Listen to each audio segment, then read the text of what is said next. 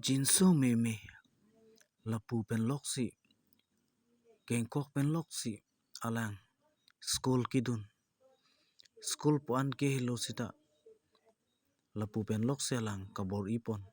ke thek nangji pojok pirthe kedu e kengle henu pulutangte kedam je adim ta le damun e kidun je adim ta dunlong le lasi ilitum bang putin ta alang liphan kethek longben jinso dup pulutangte alang liphan kerap dunji phan ilitum bor isina ilitum sakaisi hiniver le dosita chirungsi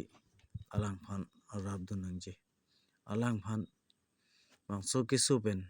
milutangte alang kayalong choklem chodam pusitame alang choklem longpo chodam longpo lasi don natum jirpo jirpi atum ilitum kanghon kajin sopen ilitum rahab dun sina